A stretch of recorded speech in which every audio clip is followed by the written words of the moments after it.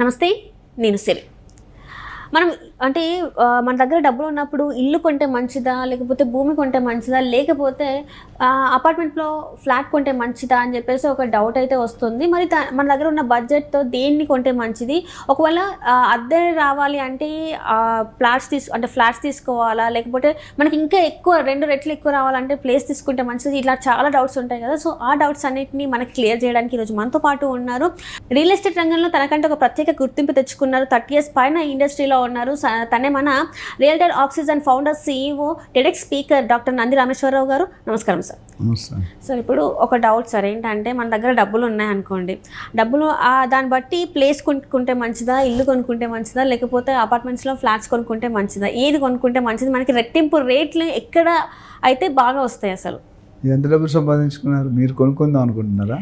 Sir మీ దయ sir, మీరు ఎట్లా చెప్తే అలా చేద్దామని అనుకుంటున్నాను సార్ నేను. ఇది చాలా టఫ్ అండ్ ఈజీ క్వశ్చన్. ఎందుకంటే person to person, budget to budget, individual usage బట్టి ఉంటుంది. What is the reason for purchasing the property? So మీరు ప్లాటు, ఫ్లాట్ అని రేట్ చేశారు. సో 2 అడ్వాంటేజెస్ ఉన్నాయి, డిసడ్వాంటేజెస్ ఉన్నాయి. ఎలా సార్? ప్లాట్ అనేది మీకు ఎప్పుడైనా సెకండ్ హ్యాండ్ ప్లాట్ అని విన్నారా? Second hand plot second hand లేదు, ఉండదు. Always first hand. ఫ్లాట్లో సెకండ్ హ్యాండ్ ఫ్లాట్ ఉంటాయి సార్, ఎందుకంటే మారుతూ ఉంటుంది. ఇక్కడ ఈ 2 డిసైడ్ చేసుకునే ముందు మన పర్పస్ ఏంటి? ఉండడానికి కొనుక్కుంటున్నామా, ట్రేడింగ్ కొనుక్కుంటున్నామా, రెంటల్ ఇన్కమ్స్ కొనుక్కుంటున్నామా, లాంగ్ టర్మ్ ఇన్వెస్ట్మెంట్? దీని మీద డెసిషన్ మారిపోతుంది. ఓకే. సో ఫర్ ఎగ్జాంపుల్, మీరు ఉండడానికి కొనుక్కుంటారు. మీరు వెళ్ళి 70-80 కిలోమీటర్ దూరంలో ఉండి అప్ అండ్ డౌన్ చేయలేరు, right? Then you too obviously see in the city. So ఫ్లాట్కి అప్రిషియేషన్ అనేది 13-14 years తర్వాత స్టార్ట్ అవుతుంది. అండ్ డిప్రిషియేషన్ కూడా స్టార్ట్ అవుతుంది. ఎందుకంటే 10 సంవత్సరాలు ఒక ఫ్లాట్ బిల్డింగ్ చూడలేరు మీరు. సరిగ్గా మెయింటెనెన్స్ అయితే వరస్ట్గా ఉంటుంది. క్రాక్లు, డ్రైనేజీలు ఇవన్నీ కూడా. అదే ప్లాట్లు అనుకోండి, ప్లాట్ కొనేది వదిలేస్తే ఆటోమేటిక్ మంచి గేటెడ్ కమ్యూనిటీలో, మంచి రెప్యూటెడ్ బిల్డర్తో, మంచి లొకేషన్లో, మంచి డెవలప్ ఉంటే 4 to 5 years డబుల్ అవుతుంది. 10 years 5 to 6 times అవుతుంది. అంటే every month, every year 20 to 25% appreciation అయ్యింది గత 10 సంవత్సరాలుగా. సో అది ఒక అడ్వాంటేజ్. కానీ అక్కడ ఉండడానికి రాదు. దేర్ రిస్క్ ఏంటంటే ఏమో కబ్జా చేస్తారా అని. గేటెడ్ కమ్యూనిటీ చాలామంది నాకు ఫోన్ చేసి, సార్ ప్లాట్ కొనుక్కుంటే కబ్జా అంటే, ఇప్పుడు ఓపెన్ ఇండివిజువల్ ల్యాండ్ కొనుక్కుంటే ఆ థ్రెట్ ఉంటుంది. నేను బయింగ్ ఇన్ గేటెడ్ కమ్యూనిటీ ఆ థ్రెట్ ఉంది. యాక్సెస్ కార్డ్ పెడతాడు, ప్లాట్ నెంబర్ పెడతాడు, ఎవడు పడతాడు లోన్ పంపించడు, బయోమెట్రిక్ ఉంటుంది. సో గేటెడ్ కమ్యూనిటీలో ఒక 1000-2000 ఎక్కువైనా మెయిన్ రోడ్కి దగ్గరలో కొనుక్కుంటే మీకు డెఫినెట్గా 4 to 5 years డబుల్ అయ్యడం ఖాయం. అందులో ఎటువంటి సమస్య లేదు, డౌట్ లేదు.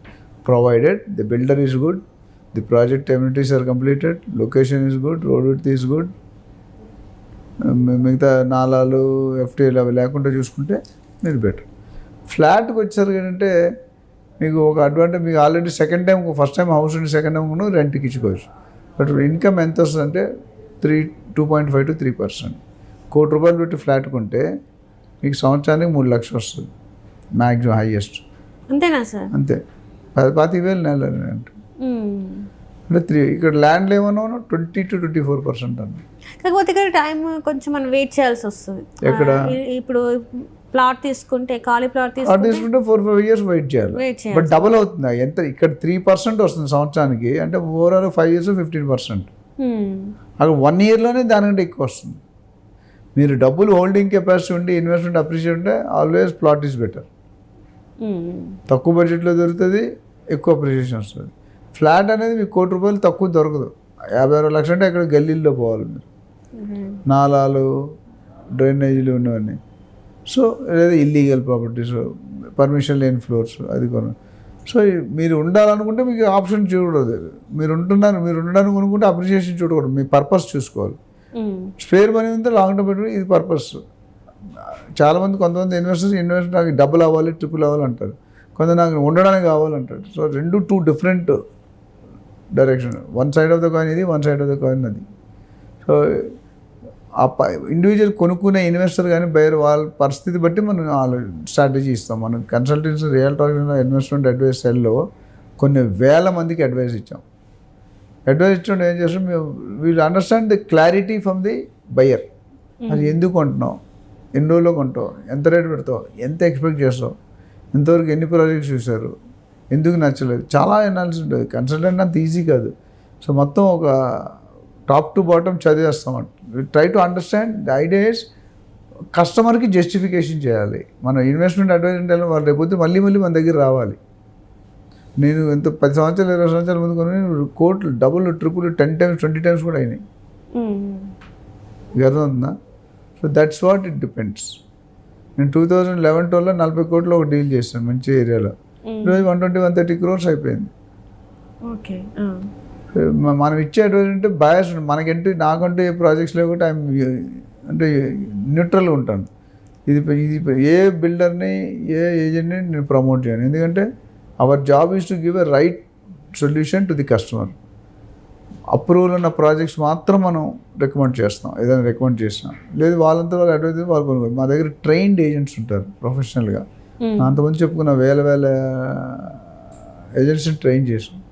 సో హానెస్ట్గా పనిచేయాలి. ఎప్పుడైతే commission they will look for alternatives. 1% to 2% commission అండి. మీకు మొత్తం డీల్ అంతా రిజిస్ట్రేషన్. ఒక రియాల్టర్ రోల్ ఏంటంటే identification location and property till the registration. అంతవరకు బాధ్యత తీసుకోండి. మధ్యలో ఏ డౌట్ వచ్చినా చేస్తారు. వాళ్ళు చార్జ్ చేస్తారు this minimum % as per norms.